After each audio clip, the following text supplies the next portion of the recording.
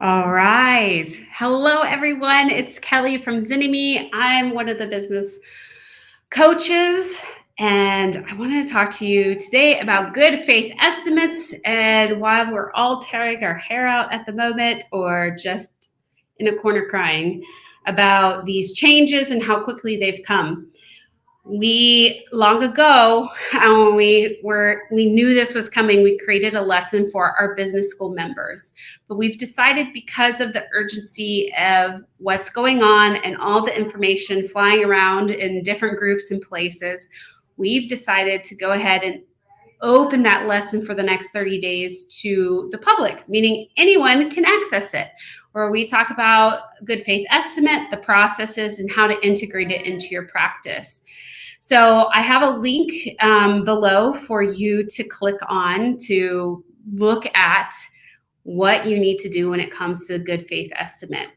And while I've been seeing posts about like, oh, I don't have to do that right now, we do encourage you. We haven't really found where it is said that you do not have to do it right now, but putting the good faith estimate into practice, you want to do your best that you can. We're not going to stress over perfection. These things are going to change over time. Many of us are petitioning and lobbying for changes, so hopefully those will come into view as well.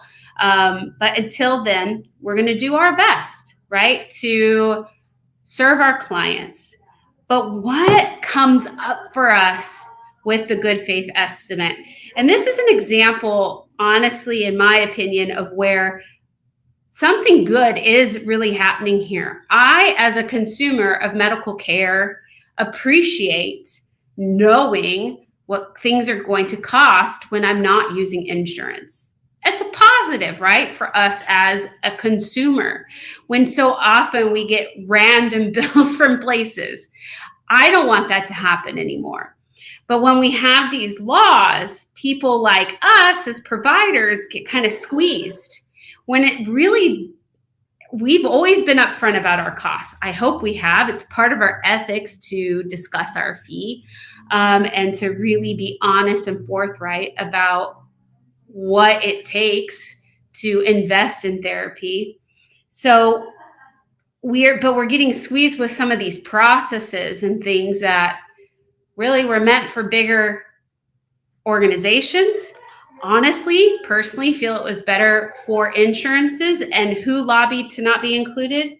Insurances. Insurance companies absolve themselves of this somehow. And so here we are trying to enact and put into play all of these changes. And one of the things I have heard from people is the fear that when they show people what they're really investing in, it will scare them away. And I do want to say that may be true for some people, that there may be anxiety, paranoia, fears around investing in therapy. But on the flip side, my hope is that we've always been talking about what does it take to see change in the work that we do. We want to have always been upfront and forthright about what people are investing in. So one of the things that we talk about in our business school is when you're doing an initial consult, you should have an idea of how long people on average stay with you to get good outcomes. If you don't know that now, is a great time to start tracking that. So you want to start looking at how long do people stay with me? How long before we see those positive outcomes happening? Because then we can give better informed consent, right? Of saying, hey, this is how long people usually stay with me. This is what it looks like. For me, I've tried every other week, but weekly therapy is when I know that I'm going to get better outcomes with my clients. Being able to speak to that is important. So what we're doing is we're putting a big number on a piece of paper. So that can be scary. But if we can have the conversation, we're not going to be giving these estimates and just mailing them out. This is a therapeutic opportunity, an opportunity to discuss what is happening, what does this mean, and realign on the purpose of your work together. So you should be giving this good faith estimate in session.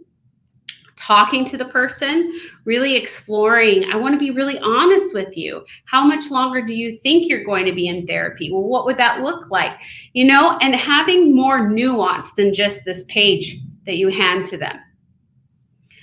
And we've got to be really clear and grounded in our fee. How do we feel about the length of treatment? How do we feel about the investment? And we can have our own stuff that we're working through too if we can't afford our own therapy, if we aren't in a place to invest the same as what we ask of other people.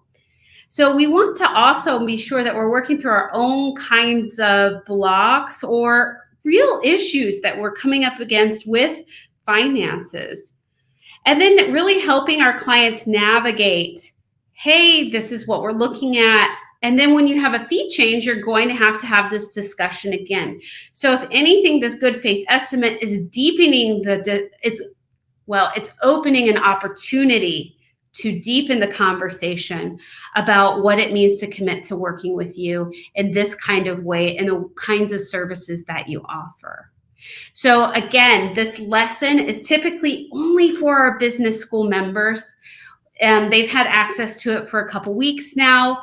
We decided to open it up publicly for the next 30 days. We will be updating it as we get information because that's what we do in our business school. Anytime we have new information, we create new lessons, we update that information. And so we don't believe that business building as clinicians is stagnant. It's ever changing. What I used to teach 5-10 years ago is not necessarily what I teach now. Things change, things evolve. We learn more research comes out, and that has to get integrated. And that's what our business school is all about.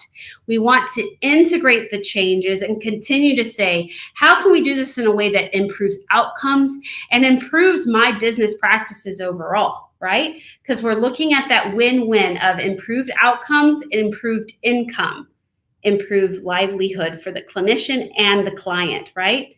So in order to do that, we will keep updating this for the next 30 days. Then we're going to close it back down for our business school members only, and we'll continue to address any changes that come along. Our business school is currently open. If you wanted to enroll, you are welcome to. We usually have a big launch for it in March, but because some of you have requested early access so that you could prepare for the full year, we're allowing that. We're not going to do some big push or anything like that, but you can see what a lesson is like by checking this brief one out. And the heart of this message is, let's not live in fear. Let's do our best. Progress, not perfection in all things. So I know this GFE stuff, it's like fines and legal stuff invokes a lot of the anxiety that we are all raised with, right? When we are training as clinicians, we are taught to fear the board, worry about losing our license. And here we have another thing that we could be fined for or get in trouble for.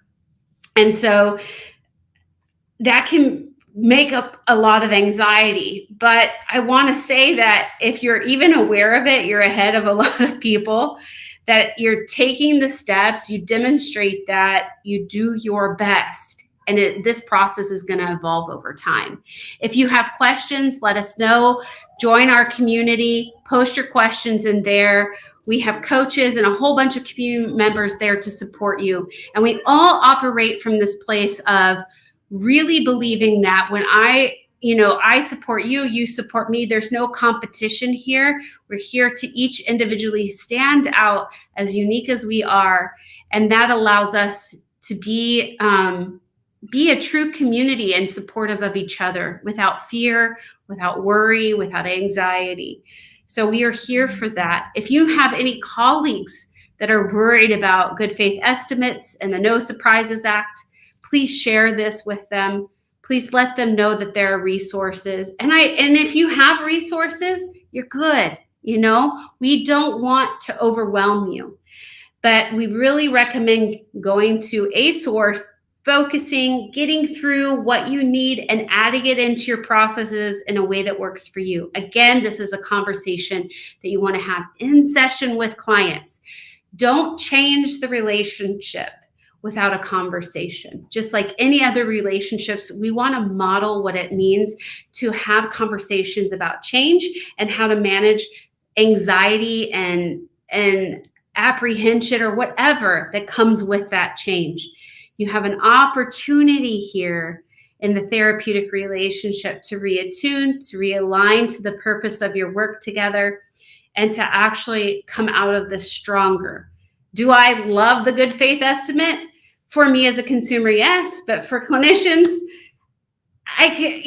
we're signing some petitions and things like that. But in the meantime, we're going to teach you how to do this well in a way that will not make your clients run for the hills, but instead help you become closer and more attuned. Okay, so check out the lesson. And if you'd love to join bootcamp, we would love to help you. So I just saw a question from Dr. Esther Jimenez. What do you mean good faith estimate for therapy? Yes, there's a new act out called the No Surprises Act. And with that is a new process called good faith estimates, where we have to tell people what the estimate is of their investment in working with us in total, not just our hourly fee. So check out that lesson and see what you learned there. It's really important that you be implementing this until things change again. All right. Thank you so much for being here. Share this with your friends. We'll see you in business school, but check out the free lesson.